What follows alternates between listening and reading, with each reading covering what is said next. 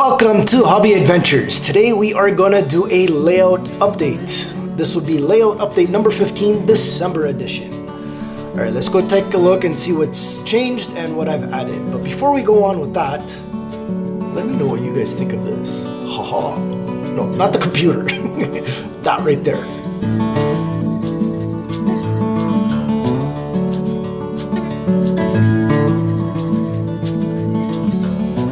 I have a whole bunch of Bachman trees that I am ready to install. I'm taking the bases out because I'm not going to be using them. I only use these for when I'm actually building the tree. I'm going to put a hole into the layout and I'm going to shove the trunk right into the layout like I did right there, as you can see. So I'm just going to show you how I do it, then I'm going to go ahead and continue on installing the other trees. Really all I'm using is these pointy tweezers. Just poke a hole, turn it around a little bit. For glue, this is what I'm using. I just picked this stuff up from Walmart.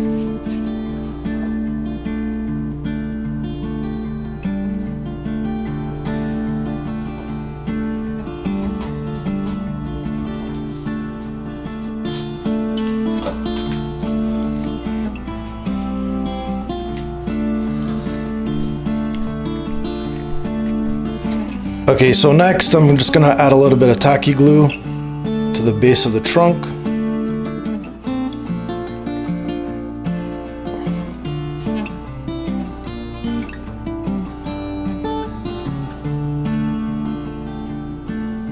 And then put in the hole. Say that one I dug the hole in a little too deep, but it's still okay. All right, so let me continue.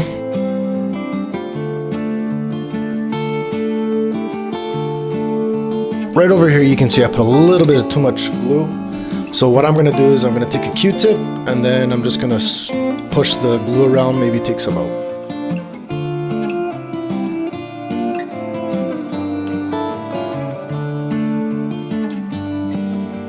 All right, so I know that the trees look a little bit too uniformed or too fake, but you know what? So what I'm thinking here is that when they clear cutted all this area for the power plant, I figured, okay, you know what? The executive decided just to plant some trees so that way they can look like they're green. Anyway, so I'm trying to make the trees look not so much natural, but more like as if they were purposely planted or strategically planted in that area. So I think it looks pretty good. I'm gonna put two more there in between these trees in the back, and I think that's gonna be it for there. Along the back over here, actually, I would really like your guys' opinions. Message me down below if I should put some of these trees in this back area here or just leave it empty so that way the background picture can stay clear. I have two different sizes. As you can see, there's one size there, which is, I guess, a large one, and then the small ones right there. I'm gonna put some trees over here. I'm gonna put this guy right here. Not gonna put him now, but eventually I will put it. I know it's a little big. In reality, there are a lot of big trees, so I'm gonna pretend that this is like a 200-year-old tree and the power plant decided to save it. There's a semi, there's a tree. It's almost as big as the building, or almost as tall as the building. And like I said, in real life, there are some trees that are actually this big, so I'm gonna go ahead and use it. It actually really looks good in that area. I like it. Okay, so over here, what I did was I ended up, instead of making a forest, I clumped up the trees. So we have 3 trees over here, 3 trees over here, and then just 2 random trees. I think I might put maybe 2 random trees over there as well, or I might just leave it open so that I can put maybe something else there. All right, here's a different angle right there.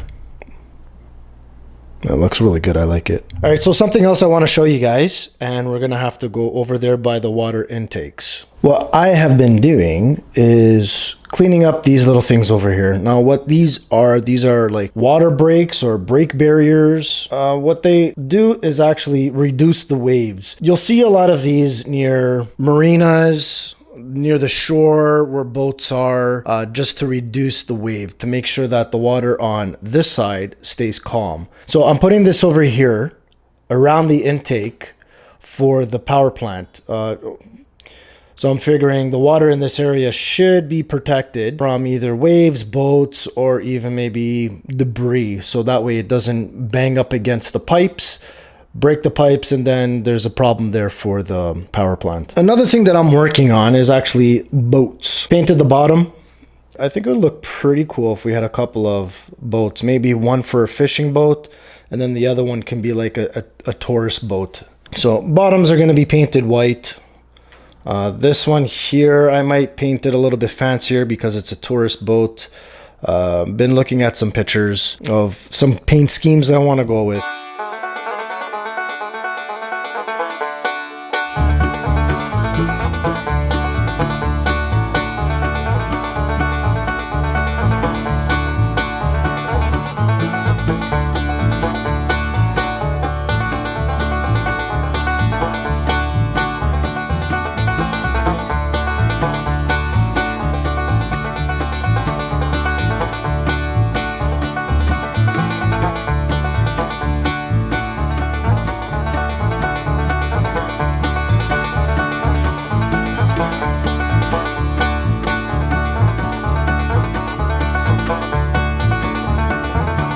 I needed another concrete pad in this area. What I'm gonna end up putting here is a 3/2 aspect signal head, and I needed somewhere to mount it. I forgot to put a concrete pad in this area when I was ballasting. So all I just did was soak the ballast with water, scrape the area out where I wanted to put the concrete pad. Just for a recap on how I make the concrete pads. I don't know if you can see it underneath this orange styrofoam is actually cork bed. So I just beveled the cork bed, glued it down. The styrofoam that I use is, I don't know, something that I got from Walmart. It's about that thick. It's for arts and crafts. My kids like using it. This is also the styrofoam stuff that I use for making the roads and the sidewalks over here. And I finished with this area over here with the groups of trees. I do think I'm gonna leave this area open.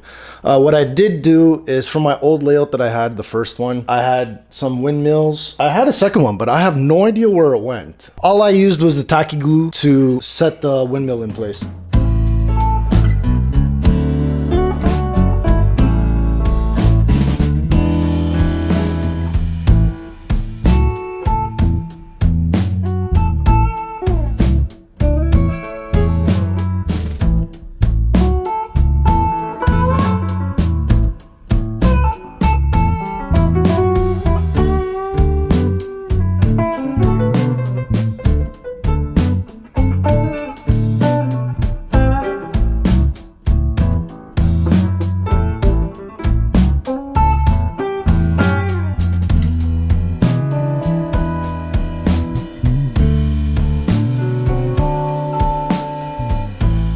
I have begun to replace my Smale switch motors. As you can see over here, I'm going to start using these plugs to plug into the bottom of the circuit board of the tortoise switch machines.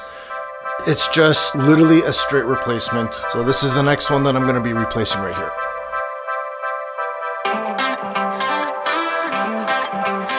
All right, Smale machine number 2 taken out.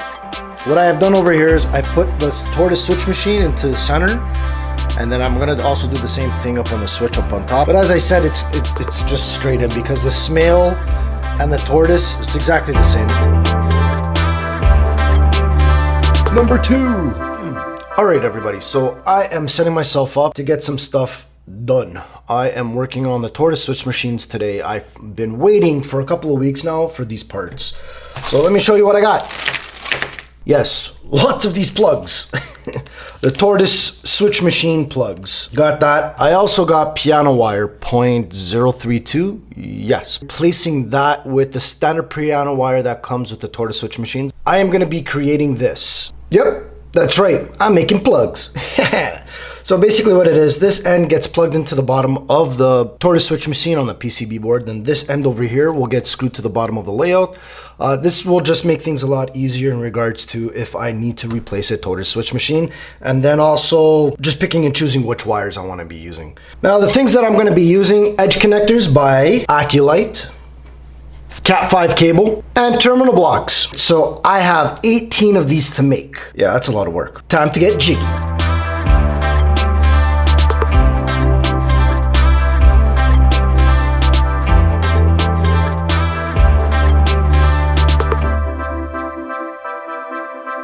All right, I'm gonna end this video right now. I still have a lot more of these connectors to make.